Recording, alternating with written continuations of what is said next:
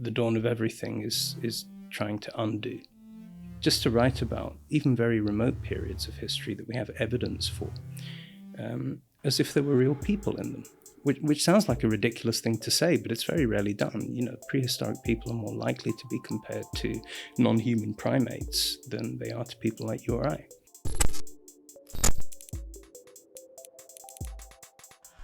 What if everything we knew about human history was wrong? Received wisdom is that humans have been around for 2, maybe 300,000 years, but that we only start agriculture in the last 10 to 12,000. After that, we have cities, astronomy, numbers, civilization as we know it.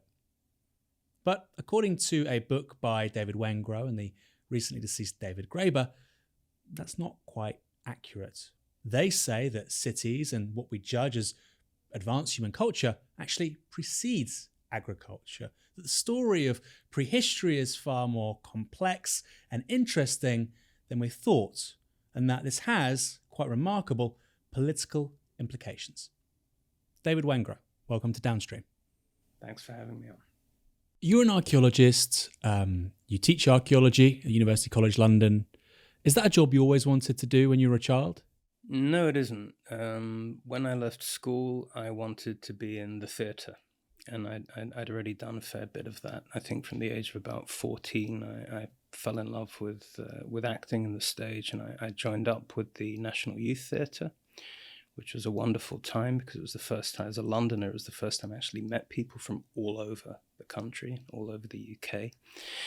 And I did it. I left school and got an agent and did that for a while, then did various other things. And then I fell into archaeology more or less by accident.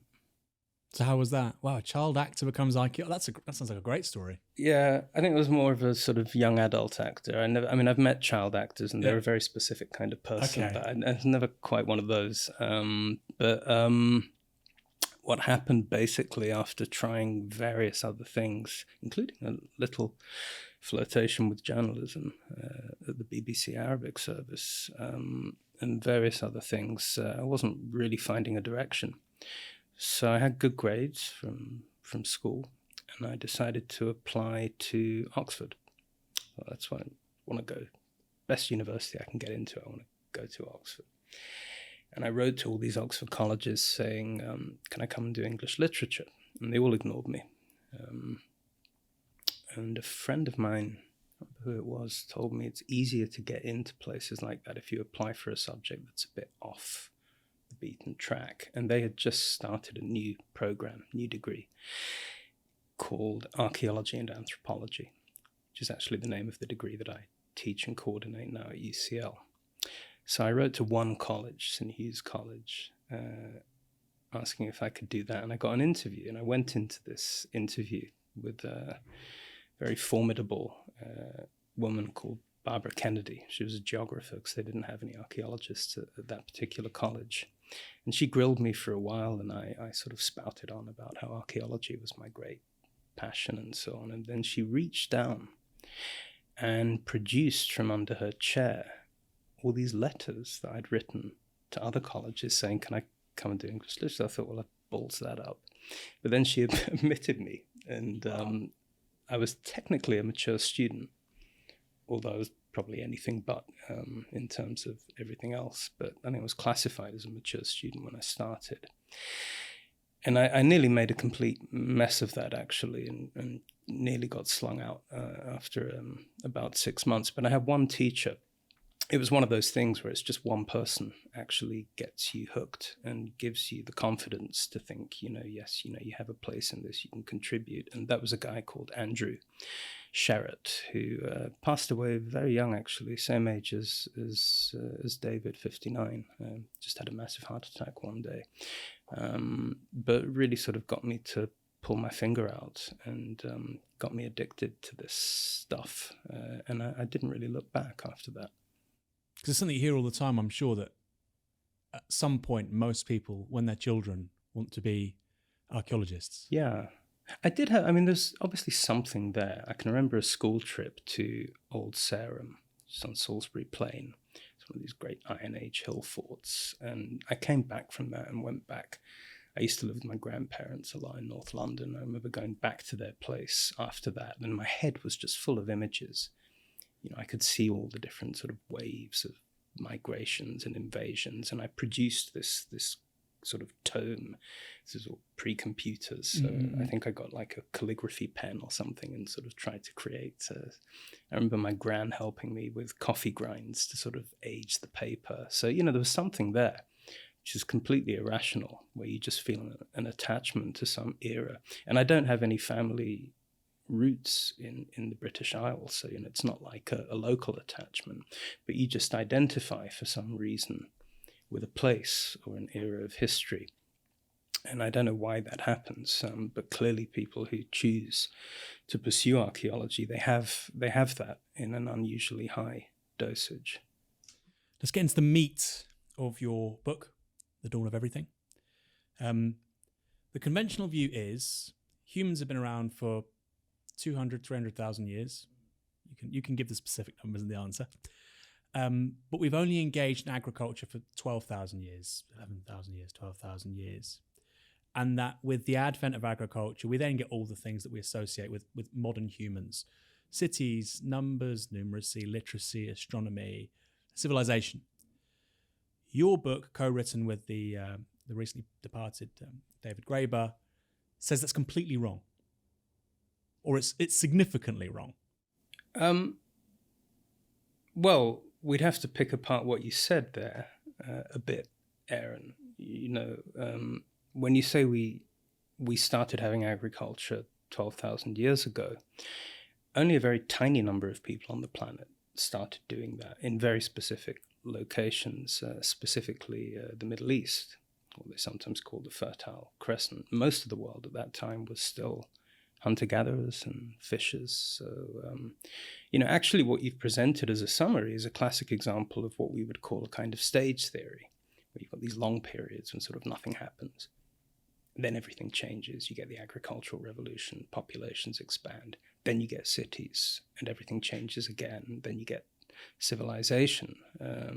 And one of the things we try to show in the book is that actually the process is much more interesting than that. And you've got people at what are supposed to be different phases or stages of history actually living cheek by jowl, sort of feeding off each other, reacting against each other, and also consciously planning and designing societies according to different sets of values, which, when we talk about civilization and modernity, there's this deeply ingrained assumption to think that it's only us moderns, or supposedly moderns, us post-Enlightenment folk, who've been able to do that, to actually make a decision about the kinds of societies we wish to live in, and then consciously try to make that happen.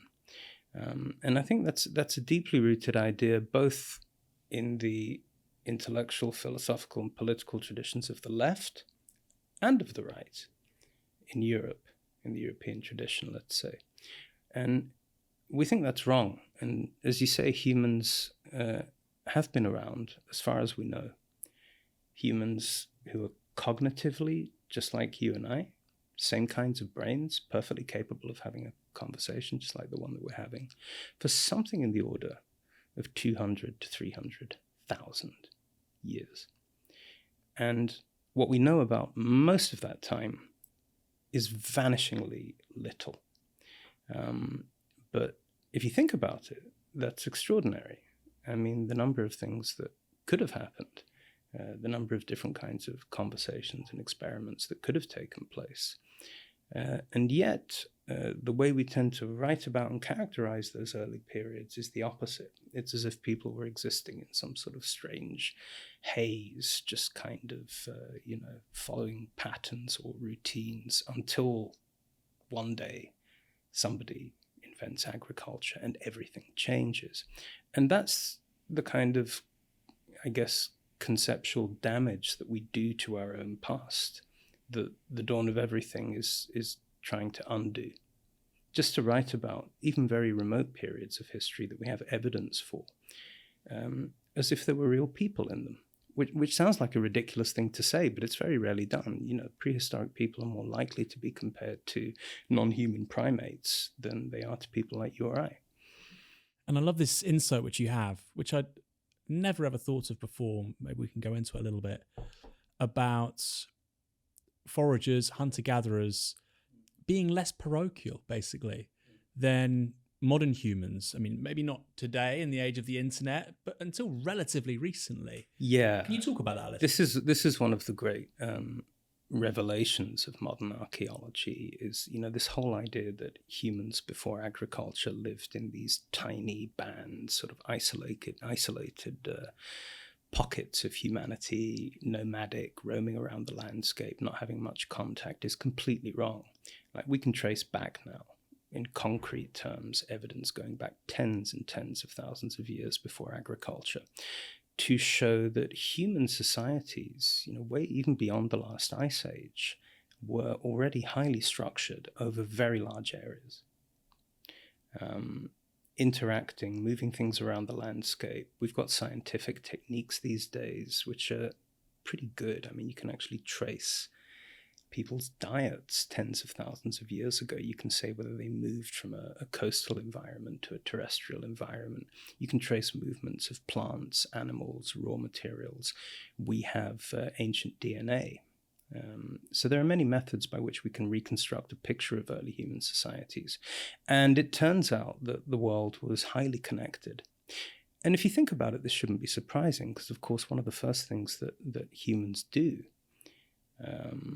is actually move. And actually the word that's usually used is that we colonize the globe, which is a strange term to think of in a way, because there's nobody out there to be colonized, but we move, and we somehow find our way everywhere, from Africa down to South America and eventually Australia. So you actually start off with a highly integrated and connected social universe, which may not demographically involve that many people, but they're finding ways to maintain connections and transfer ideas over extraordinary distances. In a way that, in, say, the Middle Ages in Europe, certainly wasn't the case. The average rural peasant wouldn't leave their That's right. And this is very interesting, because it means you have to rethink scale, like the whole scalar factor in human history. In a way, I think the sort of stereotypical picture that most people have is kind of back to front, where, you know, you think you start off with these small isolated groups, and then human populations expand and we end up with globalization. It's almost the opposite. Actually, if you look at the history of the Middle East, for example, you go from having these big kind of regional systems to a situation where today, you know, if you want to move from Cairo to Damascus, you've either got to work for the CIA or go through, about 50 different border checks. So in a way, actually, the history of nation states and hard borders, we've become much more enclosed over time. One thing about megalithic sites, which again I've only really discovered in the last several years, your book is a part of that, is the role of astronomy. Obviously there's the equinoxes and the solstices, but more besides that too, often certain constellations of stars are being sort of aligned and recognized and whatnot. So are we looking then at many societies which didn't have agriculture, yet engaged in really advanced astronomy? Because again, that's something people don't really... And navigation. You know, we're talking about human populations finding their way through island landscapes to remote places out in the middle of the Pacific. Of course, you know, they've got to have a superb grasp, practically and intellectually, of topography and the behavior of the seas. Yes, I mean, there's no question. And you see it reflected in monumental architecture from very early periods, which is often laid out in very precise alignments in relation to other monuments, in relation to the solstices. Here in the UK, obviously, you have famously Stonehenge.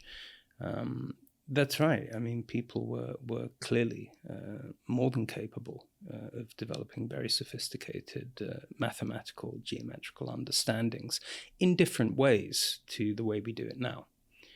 And the most famous, I guess, sort of discussion of this was the book in the 1960s by Claude Lévi-Strauss, where he tried to suggest that there are basically two different forms of science. There's our notion of science, which begins in the laboratory. So you carve out an artificial environment, and you have men in coats or whatever, trying to generate new ideas and theories, which are then applied to the world. And he contrasted that with the way that most human discovery throughout the history of our species has actually taken place, which is a world of discovery in which there are no laboratories. Discovery is part and parcel of social life. It's out there in the landscape, in people's interactions with plants and animals. It's applied from the beginning. And that presumably is how all those early systems of navigation, monumental construction, metallurgy, all of these things were discovered and generated through other systems of knowledge than the one that we're familiar with, which is kind of intriguing in itself. Was Stonehenge built by people that engage in agriculture? Do we know that for a fact, for instance? That was the consensus until very recently. But actually what we found out in just the last sort of couple of decades is that the picture is more interesting. So Stonehenge, by the time it's constructed about 5,000 years ago, farming has already been adopted in the British Isles as an import from the European continent. But then, as in many other places of the world, and again, this goes back to your initial characterization of human history, where you get agriculture and then everything changes. The British Isles are one of many examples of where people adopt agriculture and then basically change their minds.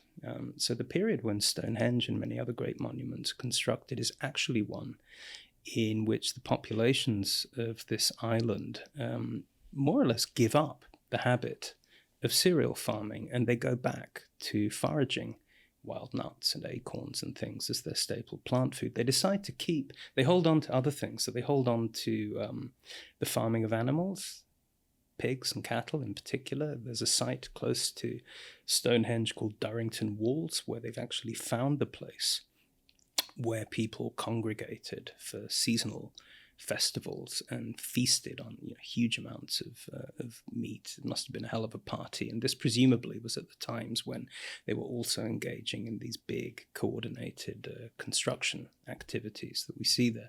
So it's a more complex picture. They're not farmers or hunter-gatherers. They're some hybrid of like farmer, forager, herders or something. So you're saying essentially it's a social choice that's being made? It must have been. I mean, I can't imagine any other way in which people from, one end of the country to the other turn their backs on a practice like cereal. I mean, how could that happen unconsciously? There's no evidence of any sort of massive climatic rupture or depopulation. It just seems to be people deciding that that's not actually what they want to do anymore.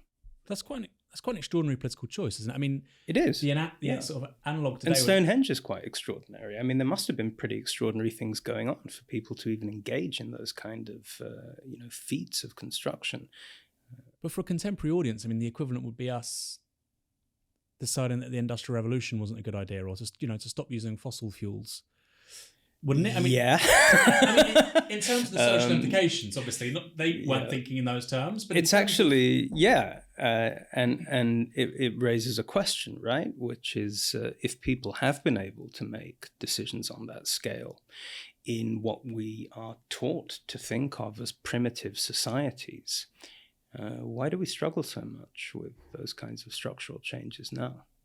Which leads me on to, I suppose, the central question in the book for our audience, which is a political audience. There are obviously extraordinary political implications if the generic, what you call stagist view of history is incorrect or inaccurate. Because this is the bedrock of most modern political theory from, in different ways, Locke, Rousseau, Hobbes. We can talk about that in a second, but also more contemporary people, the Steven Pinkers, the Yuval Hararis, because their essential formulation is the more complex society becomes, the more unequal, the more unjust, but it creates more abundance. Therefore, there's a kind of utilitarian argument for it. You're talking about authors and books who sometimes explicitly model what they're doing on those philosophers of 200 or 300 years ago. People actually say I am a neo-Hobbesian or a kind of neo-Rousseauian take on human history, which is interesting. And it's something David and I noticed around the time when we decided to start thinking about these kinds of issues was pretty much exactly the time of the last big financial crash, about 2008-9. And, there was a slew of literature, as you might expect, on inequality and the roots of inequality. And suddenly a lot of those very old ideas, going all the way back to the 17th, 18th centuries, really coming back in quite a surprisingly aggressive way. Let's think again about the deep roots of inequality. Let's go back to Hobbes. Let's go back to Rousseau, which, as you say, we're talking about the foundational texts of modern political theory. But it's important to remember that they were completely speculative. I mean, they were conjured out of the imaginations of those people with no evidence tangibly whatsoever for the nature of human societies hundreds, thousands of years ago. So these are kind of imaginary worlds of prehistory, which is quite a sobering thought, the idea that modern political thought actually comes out of imagination. And it's imagination rooted in very specific political contexts. Leviathan was written, 1651, middle of the English Civil War. And it's partly about what is the nature of society without government and why is government necessary. Rousseau died, 10 years before the French Revolution, when he's addressing the question, what are the origins of inequality? It is the burning question of his time. So these are entirely political, they're exercises in the political imagination, which are obviously radical and generative at their time. But why should we be still asking questions that were pertinent in 1754 in 2022 is, I think, an interesting question in itself. When we've got all this other information, all this other evidence, why are we still asking the same questions in this slightly sort of sclerotic manner? You're an academic. You're at UCL. I was at UCL as an undergraduate. Oh, yeah. I did some modules in political theory as it goes. And what are you taught? Introduction to political theory, Hobbes, Locke, Plato, Robert Nozick, some more contemporary political theorists, John Rawls, but these effectively are building their thinking on the early liberal tradition of Locke and Hobbes. And it's basically 101 why you should obey the state. And like you say, it's based on conjecture, speculation, which is several hundred years old. And this is at a modern institution in a very advanced Western capitalist market economy, where apparently we believe so deeply and passionately in empiricism. And yet the very basis upon which we say the sort of political status quo is legitimate is nonsense, frankly. It's a good example of, I think, what is wrong with universities quite often, because, round the corner from where you were doing that would have been the place where I worked. So we're talking about I can't place you, Aaron. You're very ageless. So that's 2003. Okay, so round the corner from where you were learning about Locke and Rawls and all the rest of it would have been the place where I work, the Institute of Archaeology. Actually, I think I probably was already just about teaching there around that time. 2003. No, God, no, thank God, no, I wasn't.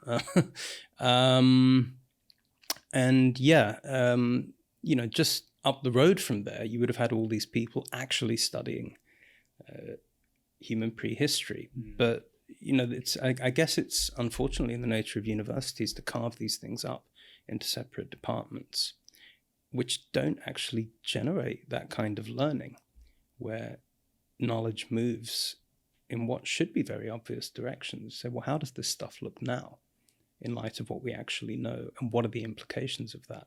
So I think it's highly unlikely that archaeology students would have been thinking about those philosophers, whereas the students learning about those philosophers almost certainly wouldn't have been thinking about the evidence of deep human history. And I think that is a problem. I mean, it's a lost learning opportunity, effectively. But isn't it a failure also of the academics? Yeah, totally. So absolutely, 100%. I mean, it just strikes me as completely crazy that you have talented professionals teaching this, frankly, nonsense to young people about a really important subject. Well, you could teach it. You don't have to teach it as nonsense. I mean, you could see it as part of a tradition. It is important to study it, but within the confines of what it is. And actually, when you look closely at these texts, they're very openly speculative. Rousseau, I think, sort of spells it out somewhere when he's describing a story very similar to the one you started with about how agriculture trapped us in certain new ways of life and the invention of private property. He says, do not take this as history. This is effectively a thought experiment, and it's meant to make you reflect on what private property is and its place in the world and its effects on us as human beings, the distinction of mine and thine, if you like. It's not meant to be a reconstruction. So actually what's happened with some of the other modern authors you mention is also rather strange, where you've got what began as sort of radical speculation is now presented as objective truth, or even as sort of laws of history. And that's what I think sort of provoked us, David as an anthropologist, me as an archaeologist, to think, hold on, this isn't okay. We should try and do something about this, basically. And that kind of motivated us to start trying to liberate some of this extraordinary body of knowledge from these rather siloed contexts, get it out from behind the paywall journals and start piecing together puzzle which is still very incomplete of human history, but there's already enough pieces there to say that it looks nothing like the stories that we've inherited from the Enlightenment. Let's talk about indigenous American society. Again, there's a few more questions particularly around this which I think are so impressive, just the source material that you cover in the book and things that I've just also learned in recent years again. Let's go back to stereotypes and received wisdom. The idea is that Europeans discover the Western Hemisphere in 1492. We'll leave Ericsson to one side, and just came back from Sweden. Actually, more keen. They haven't forgotten. They haven't. That's it. It's interesting how they do really emphasise that, isn't it? The Nordics.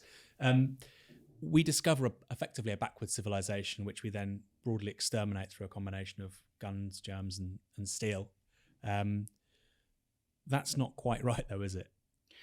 No, and I've been very fortunate in the last year to be able, once travel became possible again after the pandemic, to spend some time in Canada and in the US, including talking with Indigenous scholars and historians on various campuses about this. And it's not, there is a lot in the book I wrote with David about the pre-Columbian Americas and about early colonial contacts between European colonizers and native peoples. And it's not an area that is actually, particularly within either of our wheelhouses. David's fieldwork as an anthropologist was in Madagascar. My PhD and most of my field experience is in North Africa and the Middle East. So this was a steep learning curve for us, which I'm still very much on. But it was necessary in order to answer the questions we were asking, particularly about the origins of inequality, which is how the project started. If you look at the literature around the middle of the 18th century, take a figure like Rousseau and the intellectual milieu in which they're debating the ideas they're thinking through, you cannot avoid the Americas, and particularly that part of North America that's now split between Canada and upstate New York, basically the Great Lakes region and what's sometimes called the Eastern Woodlands, which is where Europeans encountered societies that were organized on radically different lines. Much more democratic lines with levels of freedom, particularly for women, which were unheard of in European societies at the time, and which clearly had an enormous impact on the European imagination, including on the political imagination. And we found it was impossible, really, to understand what was going on. Once we decided that we didn't want to fall into that trap of just recapitulating these questions and stories from hundreds of years ago, we started asking, well, how did they come about? in the first place. And that does lead you down a certain line of questioning, which leads to the Americas. And that's why the book ended up with such a strong focus there. Let's talk about Candiaronk. Candiaronk. Maybe you've got a really good French accent. I've noticed actually in some videos I've watched for this. He is an actually existing figure, it seems. Definitely. I mean, you can, if you want to Google it, you can see an image from 1701 of a treaty called the Great Peace of Montreal. And you can see Candiaronk's signature, his mark on it. So what's Candiaronk's importance? Who is he? Candiaronk was a very well-known figure, person of the Huron-Wendat nation, which is very much still a thing. It has its administrative center, which I was lucky enough to be invited to on the outskirts of Quebec City, where they have a small street called Candiaronk Homme Célèbre. So we were joking that maybe I should extend it a bit now, because he is a key sort of individual in our book, because we have various independent accounts of this person, which tell us that in that time, so we're talking about the end of the 17th century, this is someone who was playing a pivotal role in diplomacy, warfare, and in trying to negotiate a better future for his own people in the midst of a highly complex colonial situation with French, English, Dutch colonizers and so on in the mix. Someone who was multilingual and who, in addition to all of those qualities, was clearly an extraordinary intellect and a brilliant speaker. And we have various independent accounts of this. But for reasons which are very contingent, some of those kinds of conversations and ideas that would have been exchanged between Candiaronk and European interlocutors at the time found their way to a much larger audience in Europe. We know that around that time, the governor of what Europeans then referred to as part of New France, that part of the colonies, would actually invite Candiaronk to his table to engage in debates, purely for pleasure. He says, I did it to entertain my officers because this guy was just so funny and witty. And they would debate many of the topics that would later become central to what we think of as Enlightenment thought, rationality versus revealed religion, sexual habits, marriage customs, questions of freedom, the role of money in society. And in the mix of people who witnessed those conversations was a minor French nobleman who went by the name La Hontan, the Baron La Hontan, who is a person who went over to the colonies in his youth, I think at the age of 17, lived there for a decade, spoke at least 2 indigenous languages, and was deeply embroiled in the goings-on of those tumultuous times, but also seems to have been a bit of a troublemaker. Didn't get on with authority, ended up getting kicked out of the colonies and found himself more or less penniless on the streets of Amsterdam. And he writes these books, these sort of travel logs, and finds his way back into favor at court. And one of those books is the one called Curious Dialogues with a Savage of Good Sense Who Has Travelled. And it features these conversations between La Hontan, playing himself, and a character called Adario, who everyone accepts is based on Candiaronk. And in these dialogues, Adario / Candiaronk gives the most brilliant sort of scathing, withering analysis of European civilization. And this is the book that takes off like wildfire and inspires countless imitations. It's a bestseller. It's translated into multiple European languages. Stage plays, which run for years, are based on it. And it becomes the foundation of a whole genre of such dialogues that almost every major Enlightenment thinker had a go at. So they will take the substance of the dialogues and put them in the mouth of some completely imaginary, exotic, other person, maybe a Tahitian or Chinese, or there are many different examples. But the context that it comes out of is a real one of culture, contact, and exchange, and the effects on European thought, we would argue, were explosive. So Kandiaronk, in other words, ought to be considered part of the story of what we call the Enlightenment, in the same way as Voltaire, Diderot, and all the rest. I mean, importantly, it precedes all of them.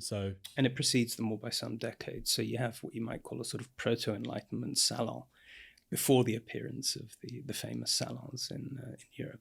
You call this the indigenous critique, which, again, reading it, I was like, it seems obvious in retrospect. So, for instance, you have engagement between the Americas and Europe between 1500 and, let's say, the early 18th century.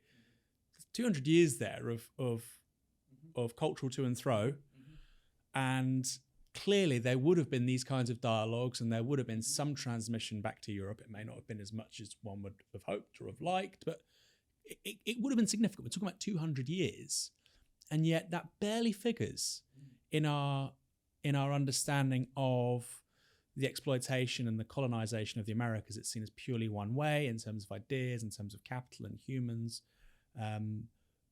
But what you say, which I think is actually very empowering for peoples and ideas which aren't in the global north, the most powerful countries, is actually it went both ways, and that you can actually situate an indigenous American or a whole sort of school of thought which is coming out of the Americas within that European Enlightenment, which is just, I think, really powerful. Well, isn't it intellectually earth-shattering? Isn't it odd that we even have to make that point? I mean, what's the other implication, that these people were, either living in some utterly different sort of mode of reality, which cannot be entirely true, given that we're talking about a period of trade and military alliances and very intense interaction. It's not controversial to point to the fact that Europeans adopted a lot of material habits from the Americas at that time, many of which are actually linked to the habit of sitting around having those kind of intellectual conversations, smoking tobacco from pipes, drinking caffeinated beverages. And yet there is a great resistance to the idea that along with those substances and material habits came ideas. Then you get real kickback. And that's kind of interesting in itself, because all we're trying to argue in a way is that ideas, particularly about democracy and freedom, which European Enlightenment philosophers themselves attributed to the Americas, were actually theirs. And I think there is something disempowering about the idea that notions of freedom do not come from the oppressed, or do not come from the colonized, but are something to do with ancient Greece, or somehow sort of rooted in Europe, actually in the soil of the colonizer. I think that is disempowering, and there is something, for those who haven't already realized this, there is something emancipatory in understanding what perhaps should be obvious, that actually ideas about how to free oneself from oppression come from the oppressed. Let's talk about some particular places in the Americas. There's one place called Cahokia. Yeah, I was there not long ago, about 8 months ago. So around 1,000 years ago, this place is the same size as London. So about 1,000 AD, it's got a population in the tens of thousands. Ballpark, it's a it gets up. Estimates are something like around perhaps 40,000 people at its height around the 14th century. Yeah, so maybe Norwich or something. It's a largish European city. What happens to it? This is very interesting and a little bit controversial, but what is clear is that having grown and extended, I was walking around in this place with colleagues of mine, including an archaeologist who's worked there all his life, like about 30 years, which was great because when you go there, there isn't a lot to explain to you what you're walking around. There's this enormous mound called the Monk's Mound. There are many different earthworks and mounds there. And this thing is huge. And it's in the middle of what is now a kind of national park. that has a road running through the middle of it. And, this unfortunately has been the fate of many important indigenous heritage sites in North America. You may have a road running through it. You get very good Mexican food. There's little restaurants and things. And you're actually standing in the middle of the largest pre-Columbian city, the largest indigenous settlement in North America. And it has these great monuments. Archaeologists have worked there over the years. It becomes the center of a whole regional system, not probably an empire in the sense that we think about it, but the influence culturally and politically of Cahokia spreads on a really extraordinary scale throughout the Mississippi Basin. And it's clear that certain things are going on there, which are predicated on various forms of hierarchy or inequality. There's a mound which is actually full of the bodies of young women who seem to have been ritually killed in some kind of horrible ceremony. On the Monk's Mound itself, there's an incredible ability to have surveillance over the whole settlement. And we know that when the site centralizes, the surrounding countryside sort of empties out. You get these housing districts, which would have all been visible from up there. You get fortifications forming, and it seems to be going in that kind of direction. And then everything changes, and the area is abandoned, depopulated. Archaeologists for generations have referred to the whole region around Cahokia as a sort of vacant quarter. And it appears to have been almost forgotten, I guess, to the extent that we don't even know, the name of this place, the genuine name of this place. It doesn't really feature in any clear way in later oral histories. So people in some way or other turn their back on Cahokia. And there are various theories about this to do with environmental collapse, which are, in my opinion, not entirely compelling. And increasingly, I think people are looking at this situation in the same way that they're beginning to look at the so-called Pueblo civilizations of the American Southwest, where again you have these, quite big centralized sites which are subsequently abandoned. Is that, well, why shouldn't we at least consider the possibility that people are genuinely walking away and deciding to create a different kind of social order, different kind of social arrangements? And actually, when you start looking at it that way, it enables you to join the dots or make a bit more sense of the kinds of societies that Europeans did eventually encounter a few centuries later in the same regions, some of which were still very hierarchical, like little mini Cahokias, but others had developed this highly egalitarian way of living, which, the natural assumption for Europeans to make is that they've just always been that way.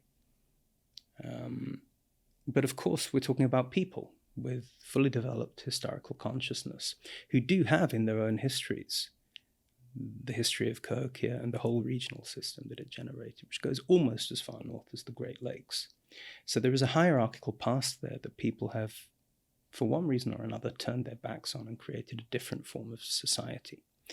And that's something that we dwell on a bit in the book, because it just, it enables you to get past this idea that we're talking about people who are somehow, frozen in one pattern of culture or sort of have no history. There's also this other great example of, I'll get this right, Teotihuacan, which is... I think that's very good, but I'm told by my Mexican colleague that even Mexican scholars don't always pronounce it quite. There's Teotihuacan, which she tells me is better, but you hear Teotihuacan. Anyway, Teotihuacan. I think we're okay. I think we're fine. Yeah, it's passable. So this is a city that, in terms of its size, scale, magnificence, it rivals Rome. Very centralized, very authoritarian. Then something changes, and you sort of imply it's almost like this is the Paris Commune in the sort of Western Hemisphere, but potentially there's a big sort of political shift. Well, the archaeologist, a guy called René Milan, who produced this extraordinary map of Teotihuacan, which we were very fortunate to get permission to reproduce the map so you can see it in The Dawn of Everything. And he directed one of the most incredible ground surveys ever undertaken in the history of archaeology, because we're talking about absolutely vast settlement, which at its height around 300 AD would have had, conservative estimates say 100,000 people. I've seen estimates that go up to double that. Big place. And Milan himself and some later scholars argued that there was a turnaround, like a complete reversal of fortunes for that population, where it begins on a very hierarchical path. You know, if you go there today as a tourist or just Google some pictures of the site, you'll see the two great pyramids, Pyramid of the Sun, the Pyramid of the Moon, this other great structure called the Temple of the Feathered Serpent. These are all later names that the Aztec actually invented for Teotihuacan. We don't know what they were originally called.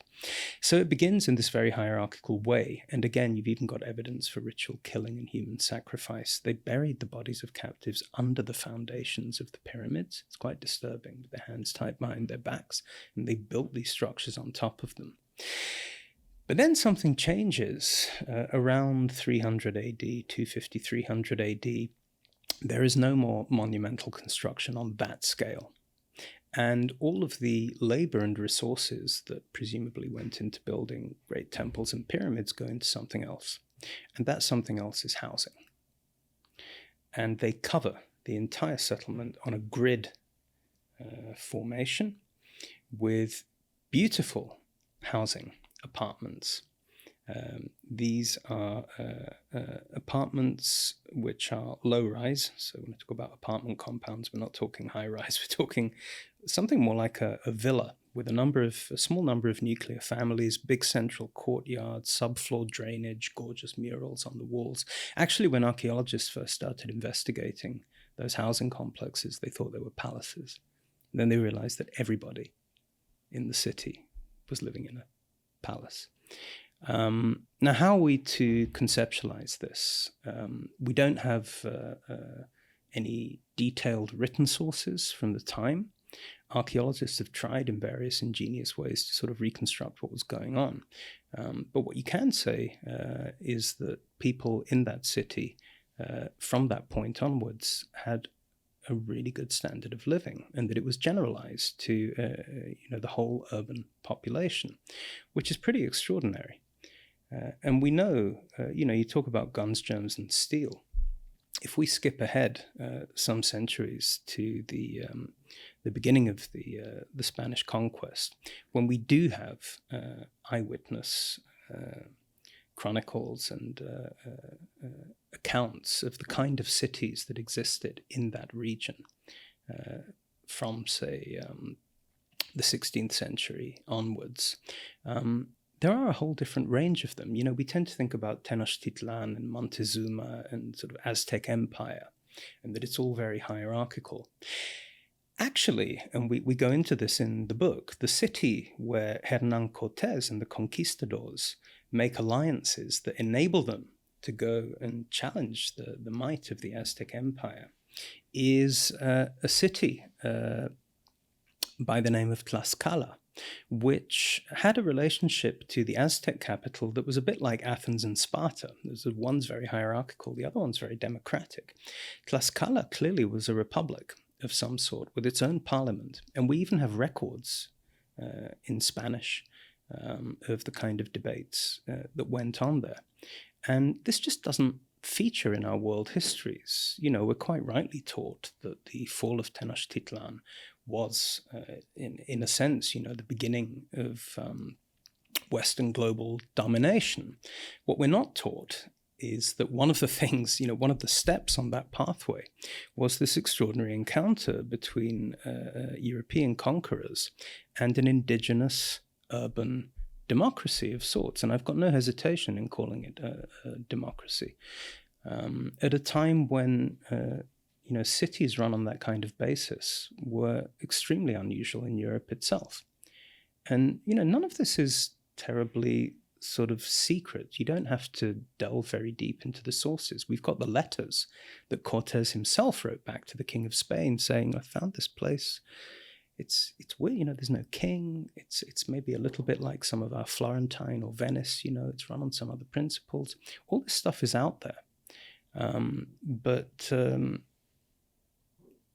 it really isn't given the prominence that, you think it probably ought to have. I mean, that sounds what you're describing in...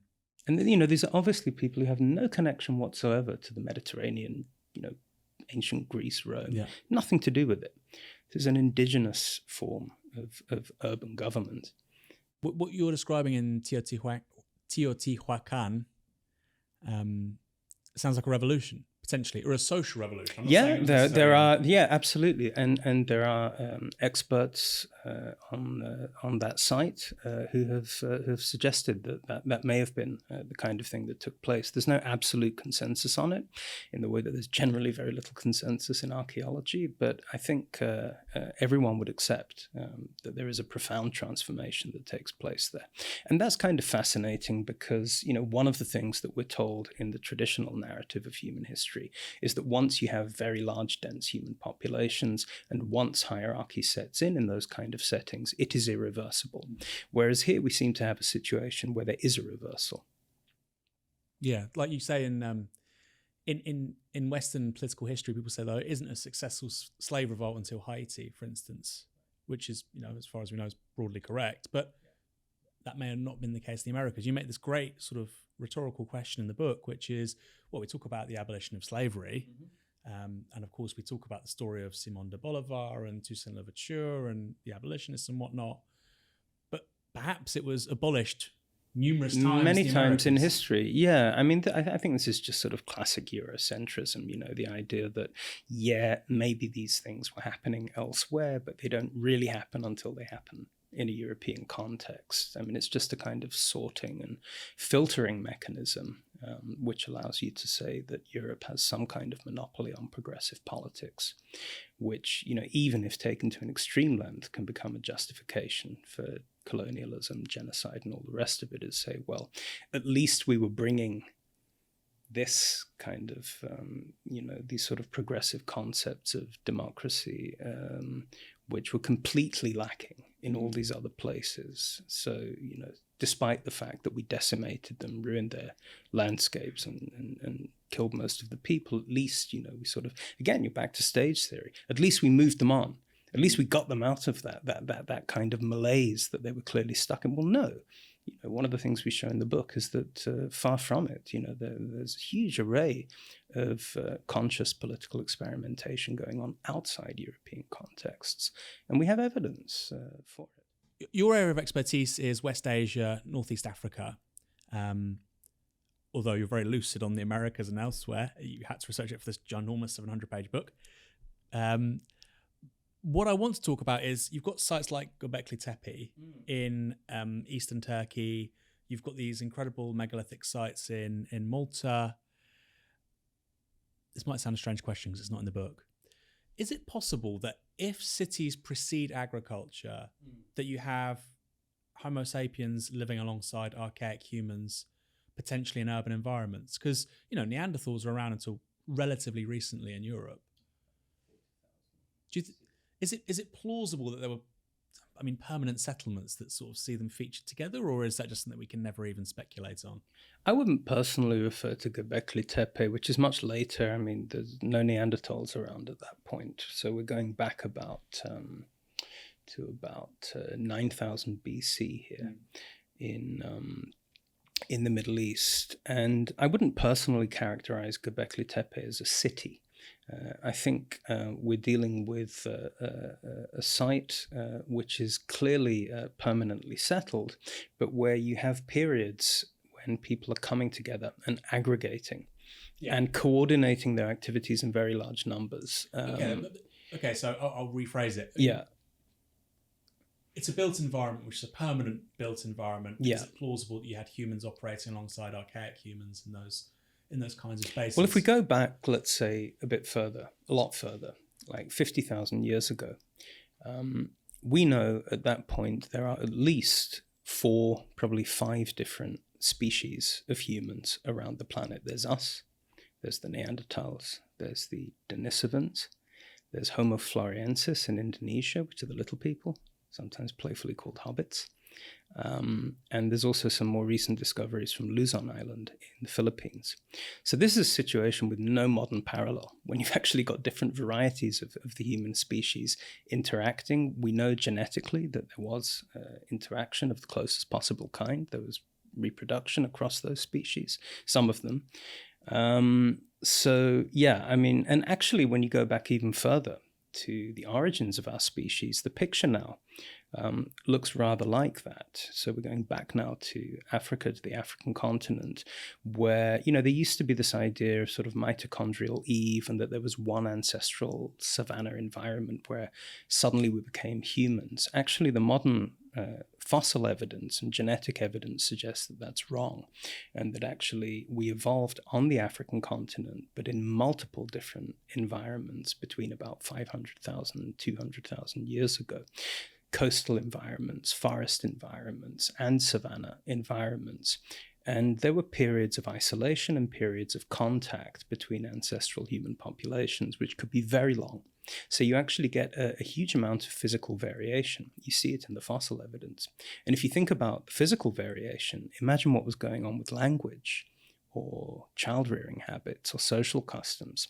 So again, you know, it flies in the face of this very entrenched philosophical habit of trying to reconstruct the original form of human society. There wasn't one. And just the panoply of experimentation and social forms, which is kind of inconceivable to us, but actually that's where we come from. Yeah, we're a product of this this kind of composite of different subspecies and different traditions. And let's talk about pseudo-archaeology, if that's the right word. There is such a word, yeah. Pseudo-archaeology. Pseudo-archaeology. And I feel like, particularly with the rise of the internet, YouTube, it's probably increasingly something of an entry point for people who eventually end up in sort of more formal archaeology is not the right word, archaeology proper, I suppose. That might be the gateway that then sends them to somebody like yourself. Maybe, yeah, it could well be. Why do you think pseudo-archaeology is increasingly popular? Why do you think there's clearly a desire for it in the cultural zeitgeist? Well, let's be clear what we're talking about, because I don't think it's immediately obvious to a lot of people what the difference would be between what you're calling pseudo-archaeology and what people like me do and teach for a profession.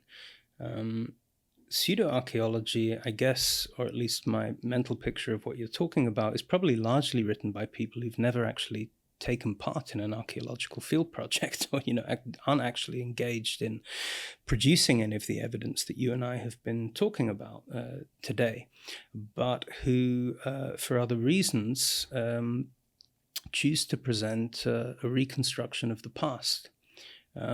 Which is often presented as rather mysterious or even conspiratorial, as though people like me, you know, the reason we devote our adult lives to learning all these skills and teaching archaeology is because we want to cover up the truth.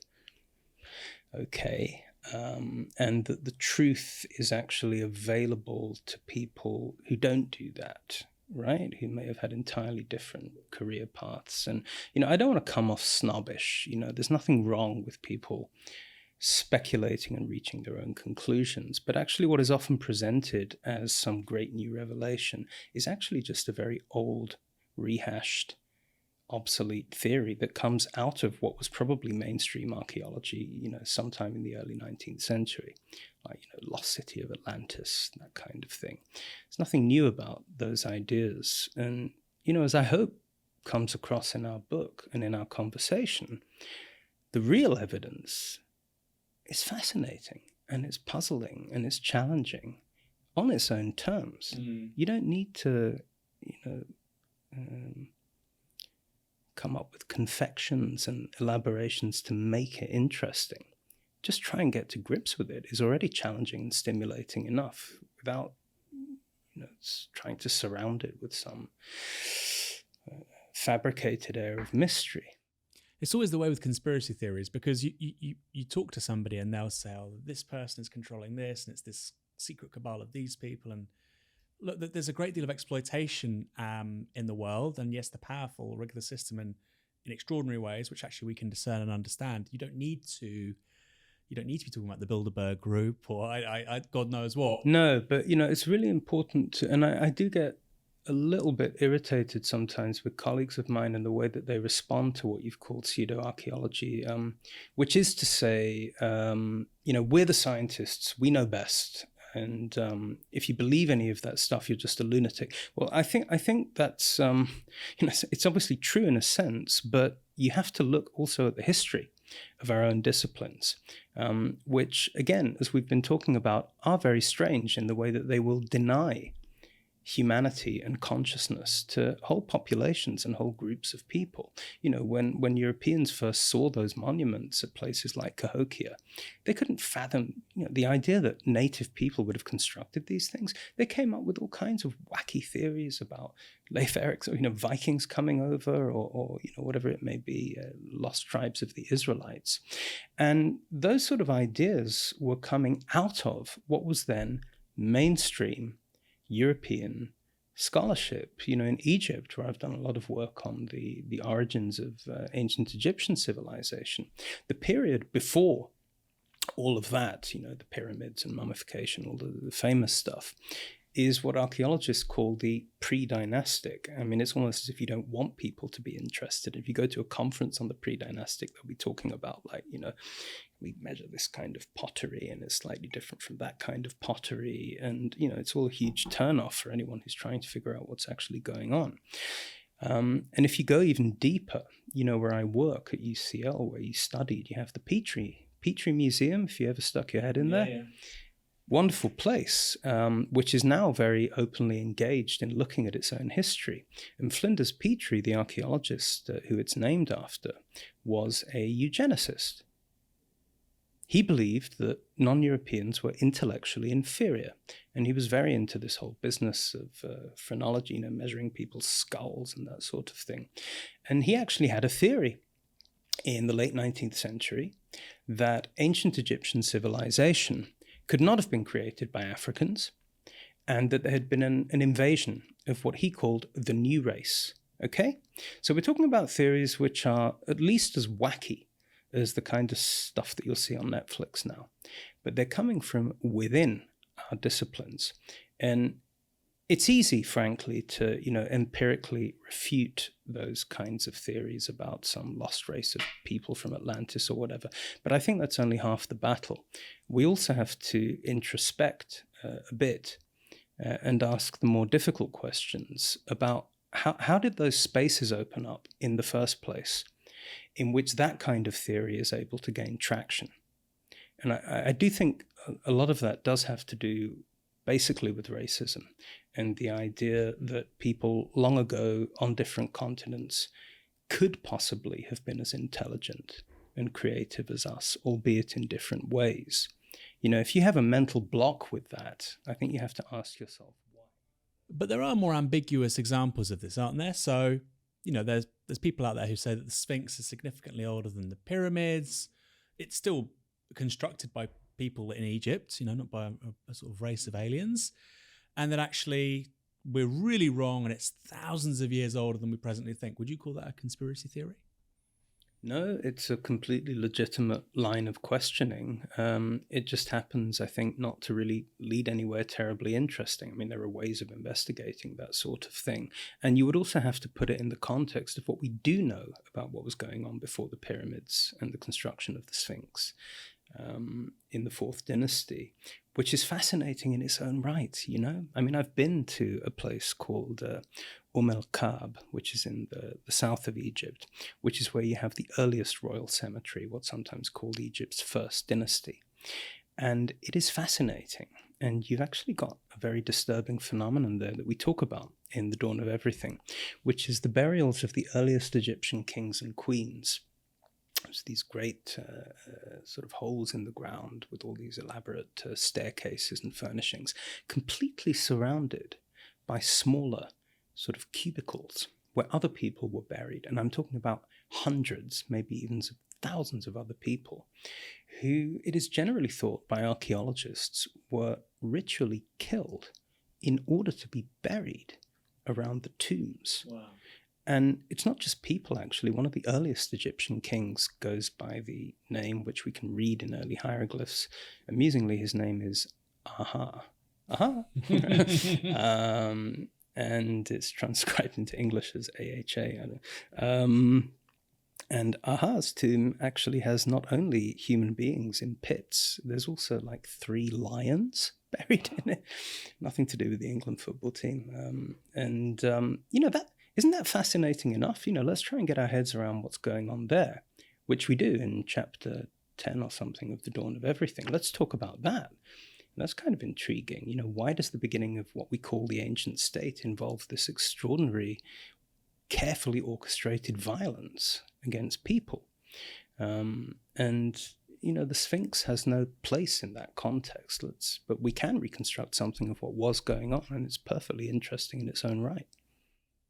But I suppose a pseudo-archaeologist would respond to you. They'd say, well, this civilization is older than the first dynasty, perhaps. They could say that it's a lost civilization. Well, again, we know actually quite a lot about what's going on. It's actually one of the things I wrote my PhD about. It's the 4th millennium BC, so that long period that's referred to as pre-dynastic, as if all they were trying to do was build dynasties. We actually know quite a lot about what was going on in those periods, and you can go and see it. I mean, go to a museum, go to the British Museum, go to the Ashmolean Museum in Oxford. It's fascinating stuff. They had these beautiful artistic styles. This is one of the things I wrote about in my PhD, actually. We all get obsessed with the monuments, the Sphinx, the pyramids. What you see if you focus on ordinary people, and particularly their burials, because we have a lot of evidence for how people were treated in funerary rituals. Egypt is incredible in that sense that you can trace the evolution of a ritual. It's a funerary ritual. You can trace its evolution over thousands of years. We know how people were buried. And what you see is kind of fascinating in the build-up to the time of the first dynasties and the first pharaohs and pyramids. People lose a lot of the capacity to conduct their own rituals. So you start off with a situation where almost anyone can be buried like a prince or a princess, with sort of gorgeous, elaborate ornamentation and very individualized pottery and beautiful cosmetic articles. And with the rise of kingship and the pharaonic state, people seem to lose a lot of that kind of aesthetic control over their own lives, and no longer able to conduct their own rituals, which is kind of fascinating. You see something similar with the rise of the Inca Empire, where we do again have, Spanish colonial accounts and descriptions of what's going on, where in order to perform an important ritual like a marriage or a funeral, or to honor your ancestors, you need certain resources. You need bread and beer, what was called chicha, in order to just perform the ritual and do the right thing. But of course, not everyone can get their hands on those resources, in the same way that in Egyptian funerary rituals, at a certain point, you have to have bread and beer. But to have bread and beer, you have to have access to estates where cereals are farmed, and you have plough agriculture. So people who can't actually look after their families, in a cultural sense, I'm not talking about biological survival, but who can't actually complete their necessary social rituals, begin falling into debt, relations of debt, or will have to go to extraordinary lengths and make sacrifices just to be able to do that. And that seems to be a big part of what creates hierarchies and systems of dependencies, is people either abdicating or somehow losing control over their own sort of basic kind of life rituals or life cycles. What future projects do you have lined up? I'm involved with various sort of side projects at the moment. I don't find the time right now to do much research in depth. So I'm actually involved with projects which are not strictly writing projects, but just trying to keep myself, moving on a bit. So I'm involved with a new collaboration with a group that you might have heard of called Forensic Architecture, based at Goldsmiths College. That's an interesting one because they do mostly human rights work, and they use architectural theory and principles of modeling to go to court over a whole range of different issues, from deforestation in the Amazon. They did the Mark Duggan case in Tottenham, extrajudicial killings. Those were archaeologists? Architecture. Forensic architects. No, I have heard of Forensic architecture. Eyal Weizmann and his amazing team. So he came to an event, a big event in Germany, in Berlin, about the dawn of everything, which was called Die Zivilisationsfrage, the civilization question. It was a big 3-day event. And the curator of that invited Eyal, who gave a presentation that just sort of blew me away. And when we got back to London, he's based here, we just sort of went out for coffee. And we had the most incredible conversation of, his take on the book. It's all very much through the lens of what they do. And at first I couldn't really see the connection because the scales are obviously radical different. But he read our book as a kind of extended case study in forensic architecture, in the sense that it's an anti-state narrative where, as in some of the cases I've mentioned, you can't always prove definitively the other version of events, like the non-police version or the non-official version. But you can just poke enough holes and cast enough doubt on the official narrative so that it starts to wobble, doesn't stand up in court, in the court of judgment, in our case. And in the process of making it wobble, you open up other possibilities for speculation. And I thought, well, this is intriguing. It's right. I mean, what it's describing is a very similar kind of logic to our book. So we decided to collaborate on something. So we're trying an experiment. I can't say too much about it right now, but I'll be able to say more about it early in the new year. And it's going to focus on these incredible archaeological sites in Ukraine. In Ukraine, you have cities going back as early as the earliest ones that we know of in Mesopotamia, in what's now Iraq and parts of Syria. So we're going back around 6,000 years ago. You have these huge cities that present no evidence of centralization, not in political or economic terms. And there is a big debate about whether they should or should not be referred to as cities, or rather as something else, like overgrown villages or mega sites. You get lots of sort of euphemistic terms being used. And essentially what it makes you do is reflect on what we mean by a city. And what are the assumptions that are baked into that? So we're going to produce a kind of installation which models these rival accounts and debates, doesn't necessarily try to prove one version, but which visually kind of immerses you in the questions, if that makes sense. So that's one project I'm doing. I've also been talking, one of the things that's really just been kind of overwhelming about the response to the dawn of everything is the creative response. And I'm not talking particularly about people writing or, academic writing or even essays, but musicians, artists, filmmakers. I was just the other week with a fantastic singer and artist. She's based in Paris, Yasmine Dubois. Her stage name is La Faunda.